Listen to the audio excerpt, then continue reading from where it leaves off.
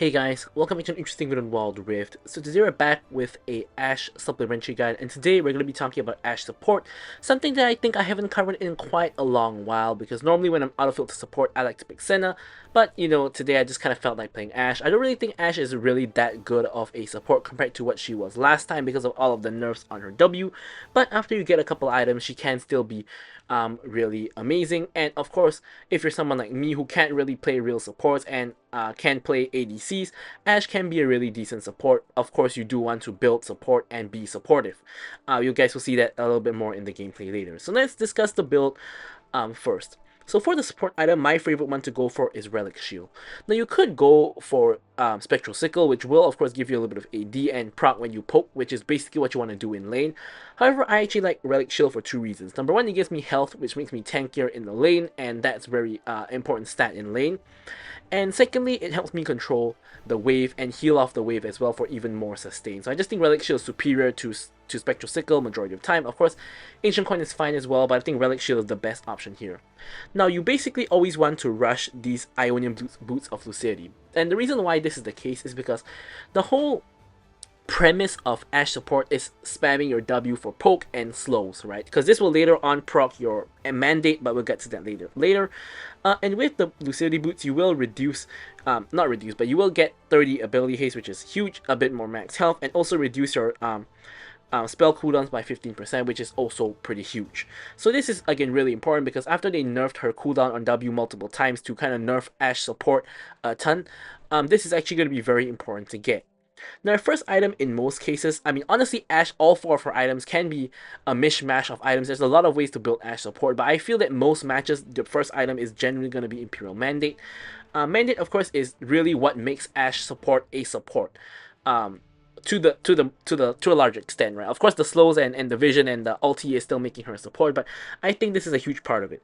Basically, you get ability haste, you get a bit of ability power, you get a little bit of max health, but you get the coordinated fire passive, which basically what it does is you will mark enemies with a mark above them, and when allies proc it, they deal damage, and both you and your ally get movement speed. So this movement speed is really useful for running away, for chasing people down, and of course is what makes Ashe support even better. Now, in this current meta, there is generally shielding in every single game, and there's generally a decent amount of shielding in every single game. So Serpent Fang is pretty much a staple item on Ashe support at this point, right? You get the armor pen, AD and ability haste, but what you really want out of this item is the shield reaver passive to, of course, remove enemy shields and also reduce their shielding amounts throughout the game. Then I like to have Black Cleaver here. Black Cleaver again makes you more tanky, gives you more ability haste, and of course gives you the Sunder passive, which Ashe can proc instantly when you pop your Q, because that Q counts as like 6 arrows flying into the enemy at once, so it insta procs Black Cleaver. And also you get the Rage passive for movement speed. And Mole Reminder is really just for the anti-heal. So anti-heal, of course, armor penetration, yep, I guess is kind of useful, but it's really just for the anti-heal. So a lot of other options you have for Ashe. Now first option is Runans. Runans actually allows you to proc your slow onto multiple people at the same time, and on Ashe support this can be good, but I don't think it's really one of your best options. You do have something like Cosmic Drive, which gives you a lot of ability haste as well as a lot of ability power. This helps you launch your ulti more often, and your ulti scales with AP, so it makes your ulti hit harder. So also you get the movement speed when you deal damage. So the probably better option compared to Cosmic Drive is probably going to be Iceborne Gauntlet, which gives you health, armor, mana, and also 30 ability haste. So the main point of building these items is the 30 ability haste, but this one you get more defensive stats, and also you get the Spellblade passive, which gives you the slow feel, and this slow feel does stack with Ashe's slow, and overall it just makes the enemy really hard to escape. And then you have Frozen Heart as well when you're against a lot of auto-attacking champions. Of course, Frozen Heart with the Winter's Caress passive will help you reduce the movement speed. Also makes you a lot tankier with your armor, also giving you mana, and of course 25 ability haste, also something that you love. Of course, Ashe support loves ability haste. Speaking of which, you have Awakened Soul Stealer as an option as well. 20 ability haste flat, and you also steal ability haste from enemy champions when you get it. And Redemption also kind of an option as well, just for unlimited mana and also healing your allies. But generally, the main items I would consider are obviously Mandate, Serpent's Fang, Black Cleaver, Mole Reminder, and then I would probably think of items like Iceborne and Frozen Heart, and the other like kind of miscellaneous items like Runans, Cosmic Drive, Redemption as well as Soul Stealer are kind of like really, really niche options that I rarely go for. So for the runes, you have two options here. Now you could go for Arcane Comet for the poke. In early game, this doesn't do very much, but in the later stages of the game, combined with all of your other the items that you have, Arcane Comet will start to pack a punch. The other option that is better for laning and decent in the mid to late game is Fleet Footwork. This of course gives you sustain, but also gives you the movement speed to kind of run people down. And by run people down, I mean apply the slow continuously to them so they can't escape, and your allies can of course finish the job. So you really have those two options here. And then for the primary tree, I like to take Scorch just for more poke damage, Cheap Shot for more poke damage as well, and Eyeball Collector just for a little bit more AD. And then I like to go for Transcendence to get even more ability haste. This is especially useful for proccing on your W to get your W cooldown back up faster, which will help you proc your mandate more.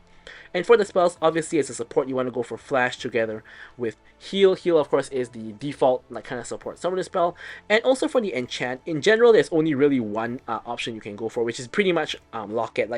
You could, of course, go for the more selfish options of Stasis or QSS, but in general, you do want to just go for Locket. It's basically the most supportive option you can have. With this new item, the Dreammaker, of course, when you heal and shield allies, you do get the bonus there. But the issue with Ashe is that she doesn't actually heal or shield allies, so this doesn't really help you out that much. Another more aggressive option that I never go for is the Meteor. You can ult into Meteor someone, but I think that's just a waste of an enchant. I think Locket's more useful. Veil is also more useful. And with all that said, now let's talk about our gameplay itself.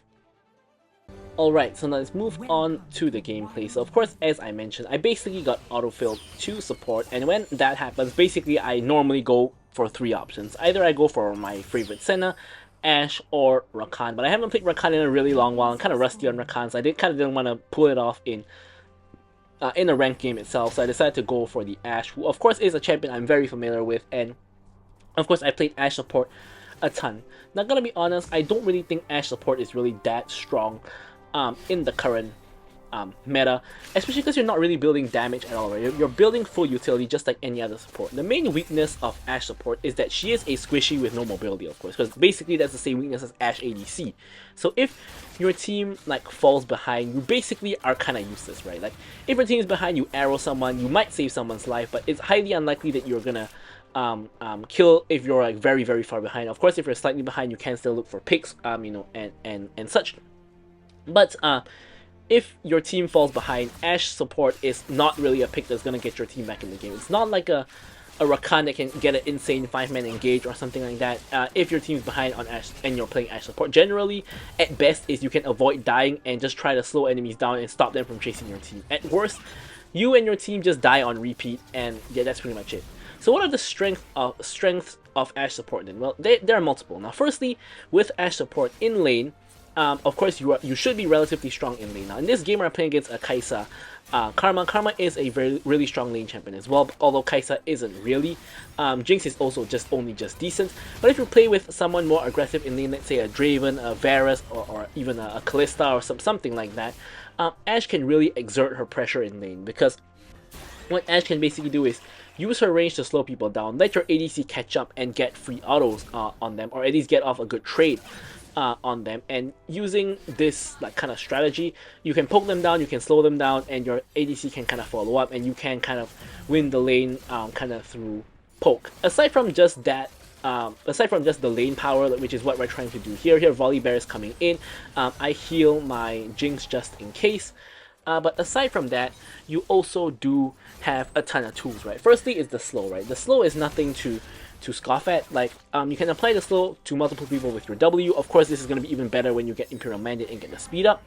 But applying slows onto multiple people means that it's very hard for them to chase your team down. Means it's very hard for them to run away as well. One of the biggest strengths of Ashe support is when you're trying to run someone down, when your team is trying to run someone down, they basically are almost always going to get that person. Because with the Ashe slow, pretty much there's almost no way that they can escape. Of course, other than that, the two other strengths Ashe has is the Hawkshot. Hawkshot, of course, allows you to check bushes, check buffs, check dragons, just get vision wherever you need to, and that's just an extremely useful tool that is going to be handy in a ton of situations.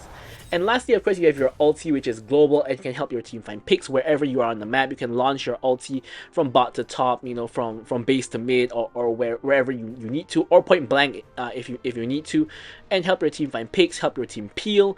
Those cross map ultis are always going to be great because they have like 2+ seconds to 3 seconds kind of CC, and that is just nasty. So, that's always going to be a strength of Ashe.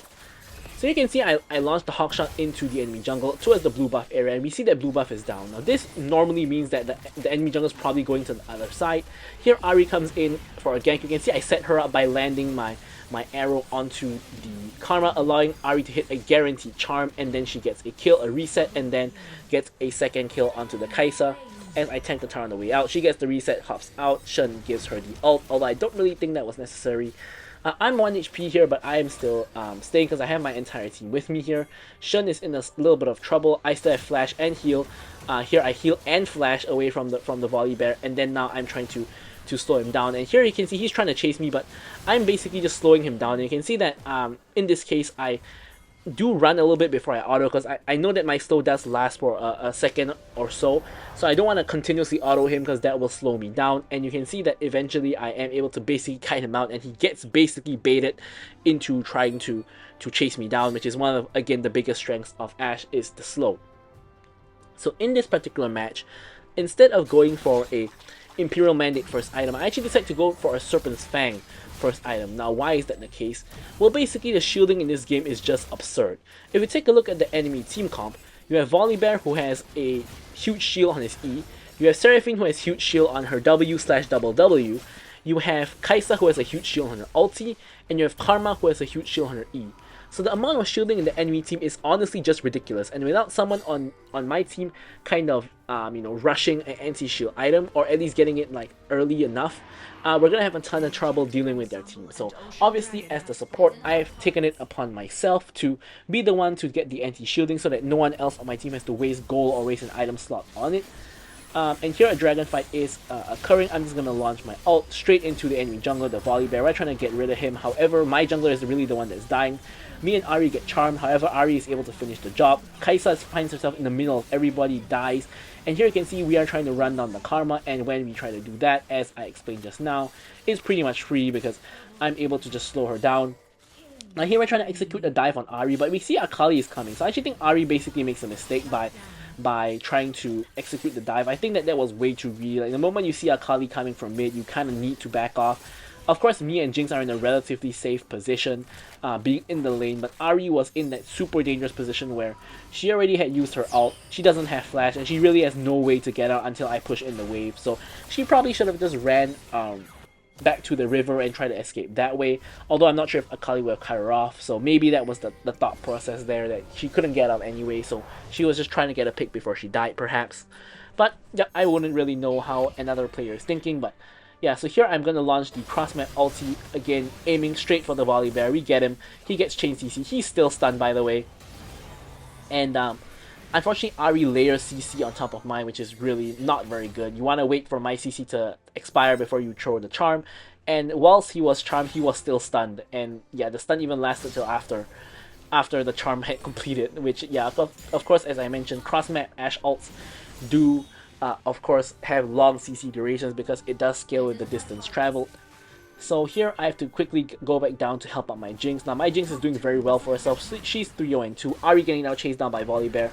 I'm just getting the slowdown onto him. I pop the heal just from the movement speed. I get rooted by Karma, but Karma is really the one that's in trouble and not myself. And here Ahri is now going ham. Gets rid of the Kai'Sa as well. I get 2 more assists for Jinx's double kill, I believe. And the Herald gets popped. Now unfortunately, the kind of small issue with that is we have 4-way shared Herald, which is really not that amazing. However, we do use the Herald to get off a successful dive against the Seraphine, so overall it's still a pretty good play. And here, my entire team is now going to reset with that tower taken care of. And now I'm able to complete my Serpent's Fang. And with the tower already taken care of in the bot lane, and the enemy having to defend the little musical instruments thing that pops up when the Herald collides, me and Jinx are actually roaming to top to try to get that top tower or a pick on Akali. Mordekaiser is getting a very good trade on her. and she realizes that she is 1v3, so she's actually walking away. Volibear spotted in that bush there, and Mordekaiser is going to remove that ward that Volibear had just put down. We know Volibear and Akali are in the area, so we are a little bit cautious here. Here we get the W onto everybody, applying the anti-shielding. Volibear getting run down, he's not going to escape. Akali actually veering off to the left side. And here I was looking to catch Akali. Unfortunately, as I launch my ult, the flash ulti from Mordekaiser comes in and causes me to miss the ult. And however, I end up getting the kill on Akali when she actually comes out of the ulti. So yeah, I actually think Mordekaiser wasted his flash out there, because I mean, it was just a little bit of unfortunate timing, right, if you really think about it, because I launched my ult at the same time that he flashed out. So if he just waited for a second there, I would have been able to flash out. Akali would have gone stunned and probably would have died right then and there without Mordekaiser having to expend his ult and his flash, which I don't really think is worth it for the kill on Akali. So yeah, not really the best, most optimal use of our team's resources, but hey, you know, it still ended with Akali copping a death, so I guess, you know, I guess that works. Next dragon is about to come up soon. I can't really buy anything, so I'm not really backing. Huge group of enemies are in the mid lane with 4 of them. Here, one thing about Arcane Comet is you want to find opportunities to just proc it. Like, if I just launch a free W there, it doesn't really do very much, but of course it does apply my anti-shielding, but in this case we're not really fighting, so that doesn't really matter. I'm just basically applying the W to them just to get the Comet proc. Of course, just the Comet proc is going to be very helpful, you know, in the long run in terms of poke. Now here I finally accrue enough gold to pick up my Imperial Mandate, which is, you know, the timing is just right before the dragon fight actually occurs. Our Shen jungle, of course, does have ulti, ult Mordekaiser to TP to the dragon. Not the best use of the ulti, but hey, you know, he needed to be here as a jungler. Now Volibear is going in by himself, applying the anti-shielding to multiple people is what I'm doing. Shen gets the dragon. I'm basically just chasing people down. Now, unfortunately, Akali now goes on me. I'm full health, but I pop the heal. I have to pop the flash as well. Akali is running away as well. I actually think Akali could have killed me, but she would have put herself at risk of dying to my teammate, so she decides to actually leave me alone and run off herself to get off a reset instead of risking it and killing me. Honestly, I think that's the right decision, because I don't think it's worth risking your life for a support's life. Putting me at 1-0 and 13, yet to actually die. I have the least goal in my team, which is I mean, not probably, but it's definitely a really good sign, because the support having the least goal in the team should be definitely be the case. You know, because you never want to have more golden people on your team if you're the support. That probably means that they're far behind. So anyways, a huge wave has accumulated in the top lane. But I do see my Jinx coming to collect it, so as a good support, I'm not going to steal her wave. ADCs, of course, do need a lot of gold to get their items, so here I'm just standing next to her to just get all the passive gold and XP. Of course, we don't want to miss out on all the passive gold and passive XP, which, of course, is pretty much free. And Jinx gets enough gold to get her Magnetic Blaster as well. So 3 item spike on Jinx. Jinx definitely hitting that point where she's strong. Now Ahri, I think, way too overambitious here. She's going in 1v4 and ends up taking a bunch of damage. The Shen ult does come in and basically saves her life. And Shen basically going in 1v4 as well. I'm trying to backping him, but he actually picks up a double kill. So who am I to backping him, I guess. And yeah, so he actually picks up a double, and it actually kind of ends up working out. So here with Kai'Sa and Akali both dead, someone had actually pinged to go for this tier 2 tower, and I think that that's actually the right play. So I actually rotated here. You can see my attack speed is abysmal because I have absolutely no attack speed in my build, and I'm just trying to clear the minions so that I can help my team get this tower. But my team seemingly has lost interest in this tower, so I guess I'm gonna go get the tower by myself. And yep, there we go. We do get the tier 2 tower. And pings are coming out for Baron. So here Jinx is taking the Hex Gate for the Baron, and I'm just gonna slowly walk there because obviously the ADC damage is needed for the Baron, so you don't want to steal the Hex Gate, right, and deactivate it for her. So here I finally make my way to the Baron. Enemy team, I believe, is completely unaware that we are actually even doing this Baron, so we pretty much get it for free. And here I'm trying to look for a pick onto the Kai'Sa. So I launch my ulti. Unfortunately, it completely whiffs because Kai'Sa actually eat and walked in the other direction. And well, I was nowhere close. However, the Shen as well as the Mordekaiser are still trying to catch people out in the base. Shen biting a little bit more than he can chew. However, I am able to slow down Akali and pop all of my support items onto her. That allows my Ari to finish the job. Ari doing a very good job so far with her, with her roams and such. So here, I was initially trying to get the minions to push in to get the top lane inhibitor, but it looks like it's not even needed because we are just pretty much just ending the game right here. So I'm just gonna go ahead and finish off the game, and that's a very clean 0 death game on Ashe support. So I'm gonna leave you guys with the stats as usual. Thank you guys so much for watching the video, and goodbye.